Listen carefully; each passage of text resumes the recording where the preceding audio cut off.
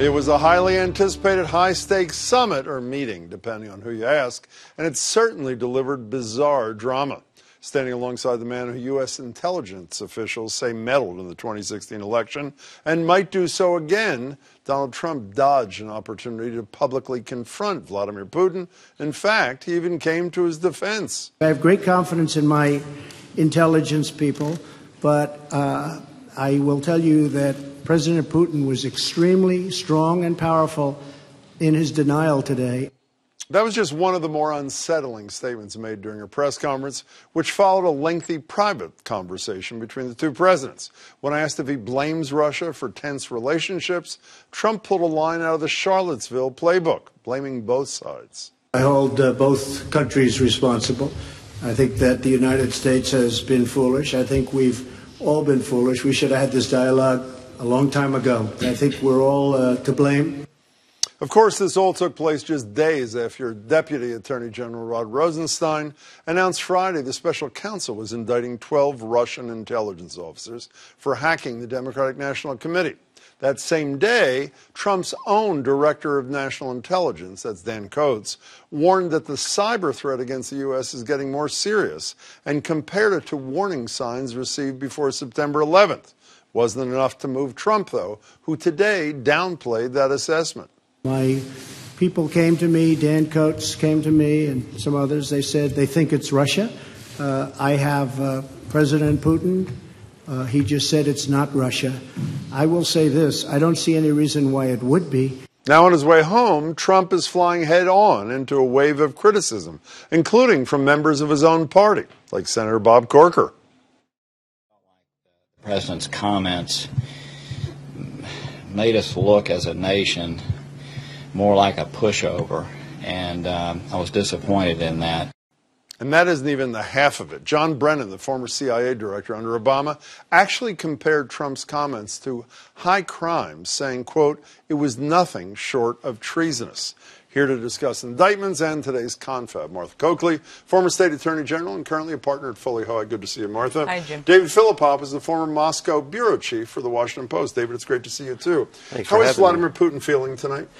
Oh, he's in seventh heaven for whatever it is for a Russian president. Because, is that really so? Absolutely. Because all he needed was to have this meeting to look like the guy who can make the U.S. president, meet with him, sit down, legitimize his status as one of the two great world leaders, and have nothing go wrong, which it couldn't by definition, because all Trump did was stand there and agree with them. So that was essentially Putin's sole goal coming into today's... Just have a meeting and let the world know that whatever you try to do to isolate Russia, the United States and Russia stand side by side as friends. You know, Martha Coakley, on most issues where pre-Trump Republicans would be screaming bloody murder, they've been virtually silent. But that began to change today. It wasn't so much only the retirees, like Corker, who's about to leave. Paul Ryan said Russia is not our ally. Liz Cheney, congresswoman and obviously daughter of the former vice president. Corker, but here's John McCain with the most in-your-face comment. This is just a piece of the statement he put out. Today's press conference in Helsinki was one of the most disgraceful performances by an American president in memory. The damage inflicted by President Trump's naivete, egotism, false equivalence, and sympathy for autocrats is difficult to calculate, but it is clear that the summit in Helsinki was a tragic mistake. Is this the first sign of the dike breaking in terms of Republican ranks? Well, I would hope so. Of course, we saw with the separation of children at the border that for many of his base, that was too far, and that's why they changed that policy. Until and unless we see more of this, though, nothing will change. I'm hopeful that this is the beginning of that. And we know that with Nixon, for instance, until Republicans who had the most to lose started to say we can't support this person anymore, nothing really did change. It doesn't even matter what the Democrats say. I know you're respectful of them, but it doesn't really matter. At this stage, it doesn't. You know that Trump tweeted right before this thing, the relationship is the worst ever after the United States' stupid and foolish behavior. It's a rigged witch hunt, etc. I hold both countries responsible. We just heard that a minute ago. What do you make of that kind of comment, particularly that kind of comment being made in Helsinki standing next to Vladimir Putin? You know, to borrow something somebody said that was really smart. I didn't read The Art of the Deal, but I don't know if what's in there is first slam your own brand before you go and meet with your competitor. But the second thing about that statement is the Russian foreign ministry retweeted it and said, we agree. That is, he's lined up perfectly with the official Russian position, which was this was all the United States' fault. Now, the thing is, though, who of the people who believe in Donald Trump, voted for Donald Trump, is physically affected by the fact that he went out there today and did this? Yeah, everybody who follows foreign relations, everybody who follows the relationship with Russia, everybody there is saying, oh, this is horrible, this is treasonous. But if you don't think about this stuff, how does it affect you personally? Why are you going to go vote against Trump today that you didn't tomorrow? Speaking of affecting personally, how does this affect people who do the work, the careerists kind of people, the people in the intelligence community? And obviously you work with a lot of them, and obviously you ran. How does it affect Dan Coates? No, well, that's a wonderful question. How do you wake up and look at yourself in the mirror in the morning? You just gave the report that says we're under danger of attack. And he said, well, you know, Dan, that's your job. Well, Jeff Sessions is still there, too, as you know.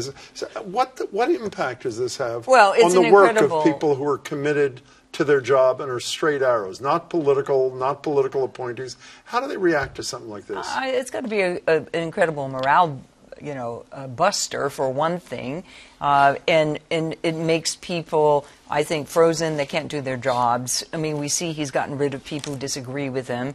But I'd like to think that this ability to go to Russia and hold this press conference and say, after these indictments on Friday, that, oh, well, maybe it's still that 400-pounder in his mother's basement this is a huge cybersecurity threat. I agree with Dan Coates. And the fact that the Russians could infiltrate the DNC, what does that mean about the power grids in New York or Los Angeles? But it was greeted, this is not scientific, but it's my own, it was almost not with a bang, but a whimper. I thought it was one of the major indictments maybe in my lifetime. And as I was just saying to you before, Jeffrey Toobin from until we heard about the one today. Well, but Jeffrey, we get to that in a second, but Jeffrey Toobin basically says this has changed nobody's mind. Because they're not done yet. And if you think you've got a big puzzle, right, and we only have small pieces put together, but you can see the methodical way in which this is moving forward. We'll stay with you just for 1 second here. People like you, that's a horrible way to talk, isn't it? Former prosecutors, former attorneys general, law enforcement people, whenever they're asked the question by the likes of me or him in his former life, so was there any politics involved? Never is politics involved. Raise your right hand and tell me you think Rod Rosenstein came out on a Friday announcing these indictments when the summit or whatever it is Monday, and politics had nothing to do with it. I'm not going to say that, but he did tell the president before he went. It could have been a week before he went. Well, because that's when they were ready to go. Obviously, you try and plan certain things, but I don't think Mueller is on anybody's timetable at this stage of the game. So how does, you said at the beginning of this, he's in seventh heaven, he's feeling good. What does Vladimir Putin do as a result of, let's call it, his triumph today, according to you? He goes back home and says, I just put on this great World Cup, and I just showed the world that I'm not isolated, I'm protecting your interests. 6 more years. How does that change his behavior? What does he do? He's going to be back out on a horse with no shirt. No shirt. He continues to be him. Yeah. Nothing changes. Nothing has to get better. He can stay in charge of Russia. But the thing is that we are sitting here in an incredible moment, because if we were talking about this before the show, if you take all the pieces of evidence that have been dripping down for the last 2 years, you would be able to make a really great circumstantial case. But it's being dripped down in these diluted kind of ways, and the president is able to shoot down individual arguments on their own merits. Or preempt other arguments. Yep. So today, we got an indictment that a Russian national was arrested as part of a conspiracy to influence Americans by sending money from the government, to the Russian NRA. government. It's close, but it's still no cigar. Can we stay on the drip thing for a second? I guess hypotheses, for lack of a better expression. Let's assume the reviews of Trump calling him meek, sycophantic, disgraceful, whatever it is. What's the motivation? Why? I don't think he's any of those things. I think he's figured out what his game is, which is, show people that business-like, tough people that other American presidents haven't been able to deal with are my friend. My people don't care about France, England, Germany.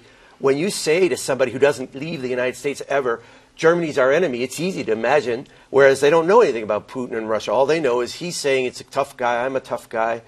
Again, people who voted for Trump, what did they lose today? How did this affect them? And Trump I think he's playing to his strengths. And he wins those news cycles. He lives in a TV show that he's the star of, the Judicial Apprentice. Even though every review tonight, including with little R's below their names, say disgraceful, all those kinds of We things. need more of them, and they need to be consistent. Before you go, I want to change, change gears. Jonathan Chait wrote this piece in New York Magazine that originally some people thought was way over the line. Here's the headline. This is the anticipation of today. Will Trump be meeting with his counterpart or his handler? He makes a pretty compelling case that it's no more ridiculous to think that the Russians have had something on Trump, and as a result, Putin is his, quote, handler, you buy this? Oh, of course. Who lent him money? Russian banks through Deutsche Bank, yes, right? Indeed. Why does he not turn over his tax returns? What else do they have over him? And I would say that the emoluments clause, that no one knows exactly what it means, but people should be questioning why this man is president of the United States. Whose interests is he working in? Are you willing to go that far, as Martha Coakley just did? I'm seldom willing to go that far because I don't have a legal mind. I have a journalist's mind. And my journalist mind says Trump is getting the most out of his presidency, whoever put him there. And he's doing it for him. He's not doing it for somebody else. Whoever put him there. And that's lack of patriotism. Martha Coakley, good to see you. David Filipov, thanks so much for Thanks for having me. Appreciate it.